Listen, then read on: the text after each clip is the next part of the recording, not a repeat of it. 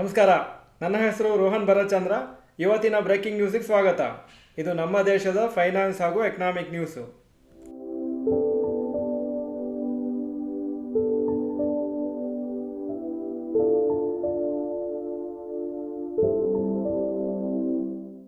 News number 1, Reliance industries races $3 billion. Reliance industries $3 billion loan ಅಥವಾ 25,000 ಕೋಟಿ ಅವರು 11 ಬ್ಯಾಂಕಿಂದ ತಗೊಂಡಿದ್ದಾರೆ. ಇದು one of the largest borrowing deals in the last 2 years. 5 ವರ್ಷದ ಲೋನ್ ತೊಗೊಂಡಿದ್ದಾರೆ ಹಾಗೂ ಆಲ್ರೆಡಿ ಫೈನಲೈಸ್ ಆಗಿದೆ ಲಾಸ್ಟ್ ಮಂತ್ ಅಂತ ರಿಪೋರ್ಟ್ಸ್ ಹೇಳ್ತಾ ಇದೆ. ಇದರಲ್ಲಿ 3,825 crores ಜಾಪನೀಸ್ ಯೆನ್ ಡಿನಾಮಿನೇಷನ್ ಇದೆ. ಅಂದರೆ ಅದು ಜಾಪನೀಸ್ ಯೆನ್ನಲ್ಲಿ ತೊಗೊಳ್ತಾರೆ, ಅದರಲ್ಲೇ ರೀಪೇಮೆಂಟ್ ಮಾಡಬೇಕು. ರಿಲಯನ್ಸ್ ಇಂಡಸ್ಟ್ರೀಸ್ಗೆ ಸುಮಾರು ಲೋನ್ ರೀಪೇಮೆಂಟ್ಸ್ ಇದೆ 2025 ಅದಕ್ಕೆ ಈ ಹೊಸ ಲೋನ್ ತೊಗೊಳ್ತಾ ಇದ್ದಾರೆ. ಈ ಹೊಸ ಲೋನ್ ತೊಗೊಂಡು ಹಳೆ ಲೋನ್ಸನ್ನು ತೀರಿಸ್ತಾ ಇದ್ದಾರೆ. ಇದರಲ್ಲಿ ಆಲ್ಮೋಸ್ಟ್ 6,000 ಕೋಟಿ ಆಲ್ರೆಡಿ ಯೂಸ್ ಮಾಡ್ಕೊಂಡಿದ್ದಾರೆ ಎಷ್ಟೋ ಲೋನ್ಸನ್ನು ರೀಪೇ ಮಾಡಲಿಕ್ಕೆ ಅಂತ ಹೇಳಿದ್ದಾರೆ. ಡಾಲರ್ ಡಿನಾಮಿನೇಟೆಡ್ ಲೋನ್ ಇದು 6% per annum ಆಗಿ ಸಿಗ್ತಾ ಇದೆ.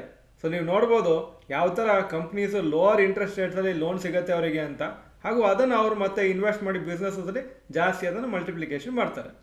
ಅಪ್ರಾಕ್ಸಿಮೇಟ್ಲಿ 2025 ರಿಲಯನ್ಸ್ ಇಂಡಸ್ಟ್ರೀಸಿಗೆ $3 billion ಇಂಟ್ರೆಸ್ಟ್ ಹಾಗೂ ಪ್ರಿನ್ಸಿಪಲ್ ಅಮೌಂಟನ್ನು ವಾಪಸ್ ಕೊಡಬೇಕು ಎಷ್ಟೋ ಒಂದು ಲೆಂಡರ್ಸಿಗೆ, ಹಾಗೂ ಅದಕ್ಕೋಸ್ಕರನೇ ಅವರು ಈ ಥರ ಲೋನು ತೊಗೊಂಡಿದ್ದಾರೆ.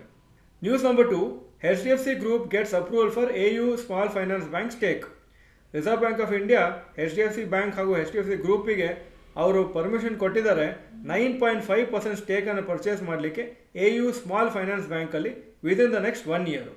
ಅಂದರೆ HDFC mutual fund, HDFC life insurance, HDFC pension fund, HDFC Ergo general insurance, HDFC securities, ಈ ಎಲ್ಲ ಎಂಟಿಟೀಸು HDFC ಗ್ರೂಪದು ಅವರು ಟೋಟಲ್ ಆಗಿ 9.5% ಸ್ಟೇಕನ್ನು AU ಸ್ಮಾಲ್ ಫೈನಾನ್ಸ್ ಬ್ಯಾಂಕಲ್ಲಿ ಪರ್ಚೇಸ್ ಮಾಡಲಿಕ್ಕೆ ಪರ್ಮಿಷನ್ ಕೊಟ್ಟಿದ್ದಾರೆ. ಎಷ್ಟು ಪರ್ಚೇಸ್ ಮಾಡ್ತಾರೆ ಅದು ಬೇರೆ ವಿಷಯ, ಆದರೆ ಪರ್ಮಿಷನ್ ಫಸ್ಟು ತೊಗೊಳ್ಳೇಬೇಕಾಗತ್ತೆ RBI ಇಂದ. HDFC ಬ್ಯಾಂಕು ಇನ್ನೊಂದು ಇನ್ಫಾರ್ಮೇಷನ್ನು ಅನೌನ್ಸ್ ಮಾಡಿದ್ದಾರೆ.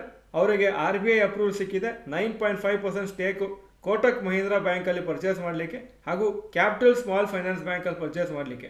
ಈ ಅಪ್ರೂವಲ್ಸನ್ನು January 2nd, 2026ವರೆಗೂ ವ್ಯಾಲಿಡ್ ಇರುತ್ತೆ. News number 3, HUL looking to make 3,000 crore acquisition. Hindustan Unilever ಒಂದು ಡೀಲನ್ನು ಆಲ್ಮೋಸ್ಟ್ ಫೈನಲೈಸ್ ಮಾಡ್ತಾ ಇದ್ದಾರೆ. ಮಿನಿಮಲಿಸ್ಟ್ ಅಂತ ಒಂದು ಕಂಪ್ನಿ ಪರ್ಚೇಸ್ ಮಾಡಲಿಕ್ಕೆ. ಇದು Jaipur based skin care startup company. 3,000 ಕೋಟಿ ಈ ಪರ್ಟಿಕ್ಯುಲರ್ ವ್ಯಾಲ್ಯೂ ಇರ್ಬೋದು.